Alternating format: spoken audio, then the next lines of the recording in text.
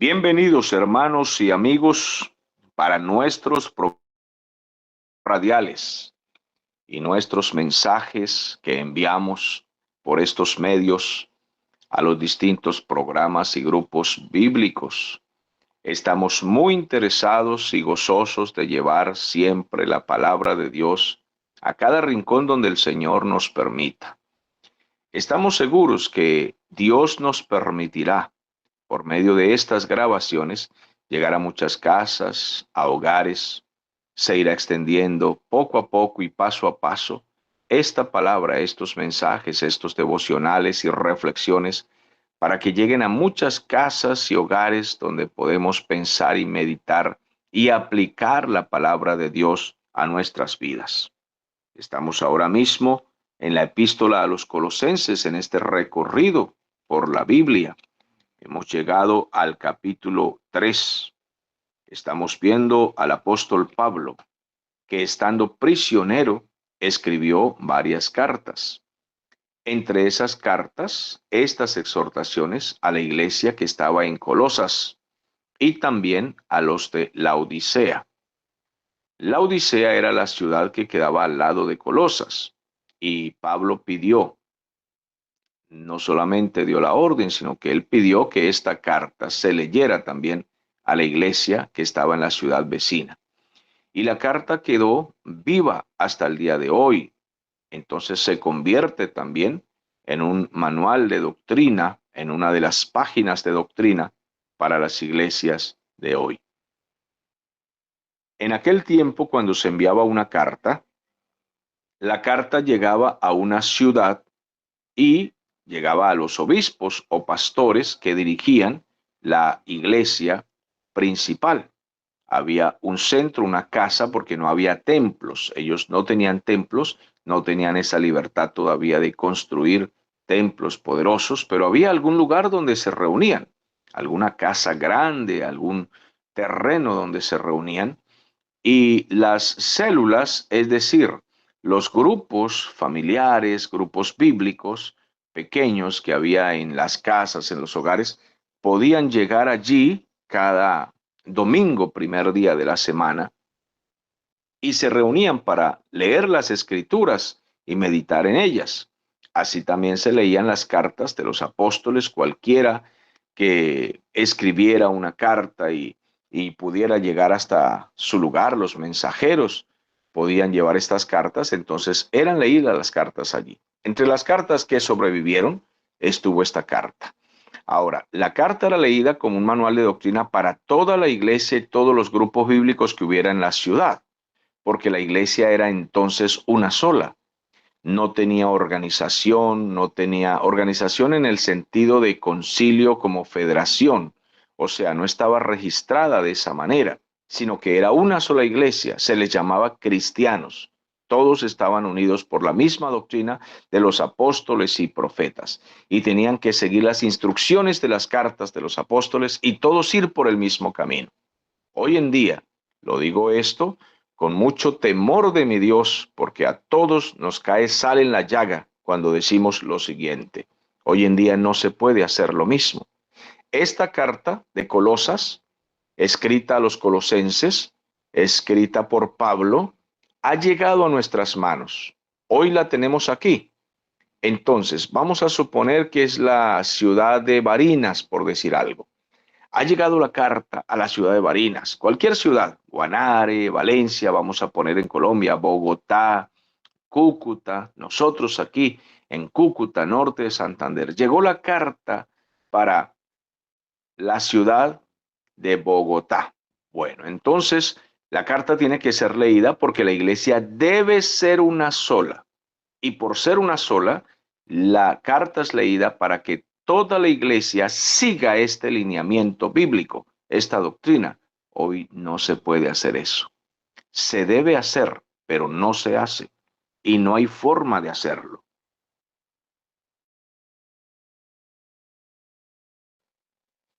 Porque lamentablemente tenemos que reconocer que hoy día no estamos unidos. Esto es muy triste reconocerlo, pero lo que hoy se llama iglesia, o las distintas denominaciones cristianas, iglesias, congregaciones, con sus distintos pastores, ya no tenemos esa unidad. Lamentablemente, esto lo digo con mucha vergüenza, lo digo con mucho temor, pero tengo que decirlo. Si la carta llega a nuestra ciudad, no se lee como una sola iglesia, porque cada congregación, cada denominación y federación, entonces ahora establece sus propios principios, tienen sus propios cuadernos, tienen incluso algunos libros que llaman normas o constitución de nuestra federación, organización, denominación, concilio, como le quieran llamar. Entonces tiene su propio reglamento. Y cuando llega la carta del apóstol Pablo y dice, bueno, lean la carta a los colosenses porque es para ustedes los que están en Cúcuta.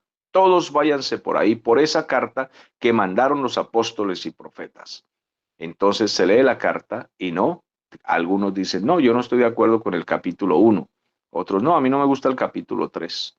Otros, no, el capítulo 4, los 10 versículos ahí primero, a mí no me cuadran.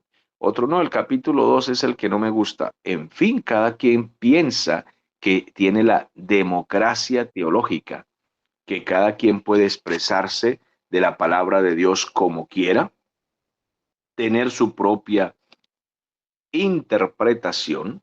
Entonces cada quien saca su propia constitución y dice, no, para eso nosotros tenemos la constitución de nuestra organización.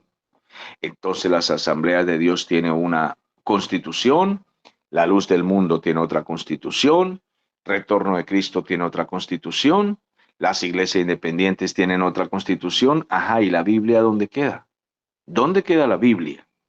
Entonces, ¿para qué tenemos Biblia y para qué tenemos epístolas? ¿Para qué tenemos la palabra de Dios que está por encima de cualquier organización? ¿Para qué si la pisoteamos? Es que, hermanos, mire, la Biblia aquí dice que debe ser de tal manera. En 1 Corintios 14 habla acerca, por ejemplo, del hablar en lenguas. Mire, aquí dice esto. No, a mí no me interesa. Nuestra constitución de nuestra organización dice esto y esto, y nosotros lo hacemos a nuestra manera. Pero hermano, la Biblia dice que debe ser aquí así. Mire, 1 Corintios 12. Mire, aquí dice también 2 Corintios 12. Por favor, leamos aquí. No, no, no, a nosotros no nos gusta que diga ahí, ni que me interesa, nada. A nosotros tenemos nuestra constitución, nuestra costumbre, nuestra tradición, y el presidente de nuestra organización, llámele presbítero, superintendente, presidente, como se le quiera llamar, obispo, arzobispo, cardenal, dice que debe ser de tal manera. Algunos le llaman apóstol, incluso otros le llaman profeta. Bueno, y ya hay iglesias en el mundo que le llaman hasta querubín. Y esto no es un chiste. Cuando digo que querubín, no estoy diciendo un chiste. Es la verdad. Le llaman querubín. Esto que está pasando en las iglesias protestantes, nuestras iglesias evangélicas, es una verdadera desgracia y una vergüenza, que ya no se conformaron con ser profetas y apóstoles, porque ahora se creen profetas y apóstoles, sino que ahora son querubines. Entonces, cada organización tiene su presidente, su directivo, superintendente, todo aquello, ¿verdad? Y el problema no es ese, no habría problema en que tengan esos cargos, cargos que obvio no aparecen en la Biblia, pero no hay problema, no hay problema, eso no es condenatorio. Es que no hay ningún pecado en que se diga, bueno, este hermano va a dirigir aquí. No, no hay problema si dirigiéramos conforme a la palabra. Es que el problema no está en el cargo que se ocupa.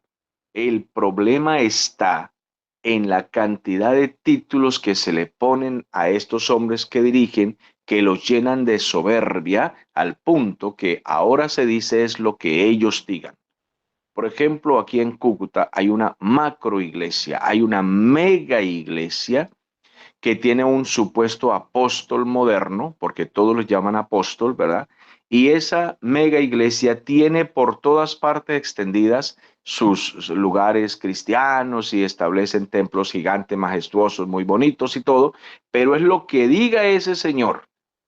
Y tienen una cantidad de doctrinas desviadas del camino del Señor, pero es lo que diga ese señor. Si él lo dijo, es así, como que si él fuera más grande que el apóstol Pablo. Pero como él también es apóstol, supuestamente él también recibe revelación de Dios. Entonces ya no es lo que diga Pablo y lo que digan las epístolas. Lo que diga la carta a los colosenses está atrasado. Lo que diga la carta a los filipenses, eso quedó excomulgado. Eso es para allá, para los filipenses, pero eso no es para acá, para Cúcuta. No, señor, eso no es para Colombia. No, señor, eso no es para Barinas, eso no es para, bueno, Socopó, Pamplona, Bogotá. No, señor, cada ciudad ahora tiene su nuevo apostolito, su nuevo profetica.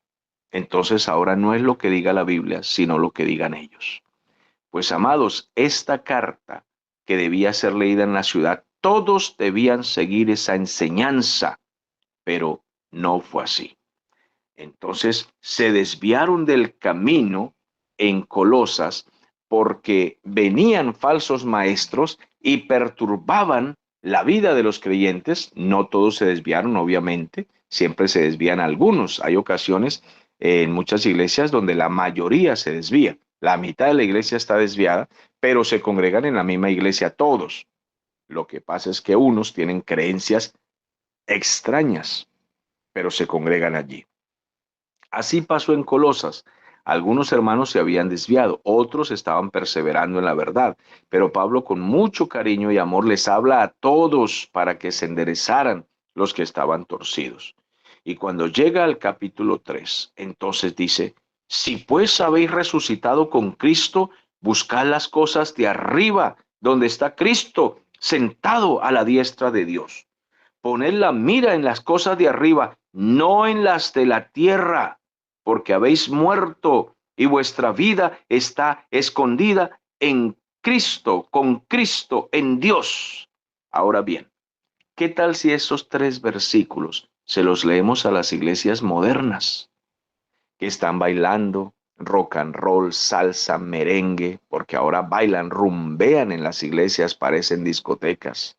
He visto un pastor aquí de la costa colombiana que es jovencito. La Biblia dice que un neófito no debe ser un pastor.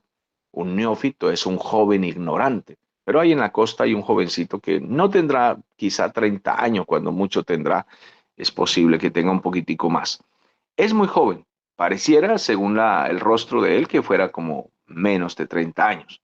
Y es pastor de una iglesia que está creciendo mucho porque ellos saben bailar champeta y el que los dirige es el pastorcito que está ahí y es muy famoso en las redes sociales y es discípulo, seguidor de Guillermo Maldonado. Él sale por las redes, eh, bueno, engrandeciendo a Guillermo, lo traen a Colombia y hacen campañas con él. Y este muchacho es muy experto bailando eso que llaman champeta. No sé qué tipo de música es, pero ahí sale bailando, tirando paso, y entonces lanzan a todos las ovejitas que lo siguen a él, bailando y rumbeando. Y cuando trajeron a ese señor Maldonado a que predicara en Colombia, a abrir unos portales que estaban cerrados y el único que podía abrirlos era Maldonado, entonces lo trajeron para que abriera los portales cerrados. Mira, amado, eso suena así como a brujería, ¿no? Como a astrología,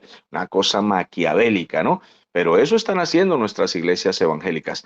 Amados, ¿cómo le leemos la carta a los colosenses a esta gente? ¿Cómo les decimos, pongan la mira en las cosas de arriba, no en las de la tierra, donde está Cristo sentado? ¿Qué están haciendo ustedes? Mirando lo terrenal, lo carnal, lo mundano. ¿Qué están haciendo? Ustedes murieron a la vieja vida. Ahora comiencen una nueva vida en Cristo. ¿Qué hacen con la iglesia? ¿Qué están haciendo con esas ovejas? ¿Qué están haciendo con la palabra, con el mensaje? ¿Por qué se desviaron de esta manera? ¿Cómo le leemos esta carta si cada cabeza es un mundo? Si, como dijo el profeta Isaías, todos nos descarriamos y cada cual se apartó por su camino.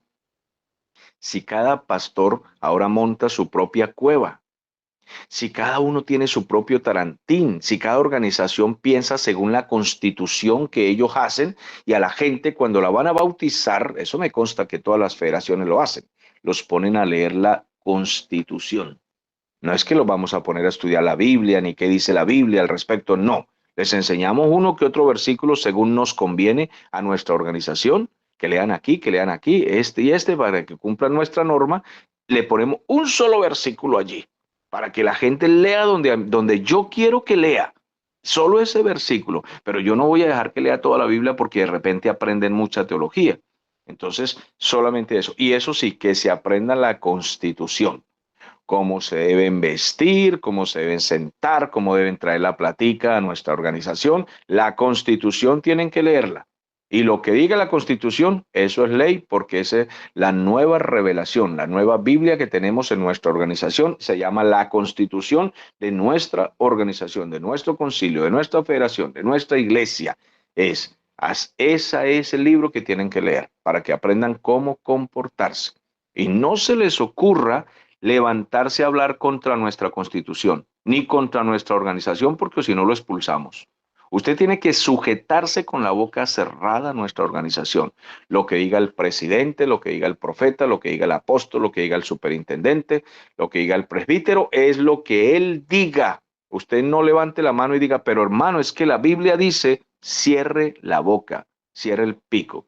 Usted vino a nuestra organización para ser un esclavo. Así de que cierre la boca y no se levante. Y cuando traigamos un predicador de afuera a predicar y predique herejías y todo, usted cierre la boca y aplauda, que para eso es que traemos a los predicadores. Mis amados hermanos, su servidor que les habla aquí no está dispuesto a sujetarse a esas cosas. Abro la Biblia, expongo la Biblia y solo la Escritura tiene la razón.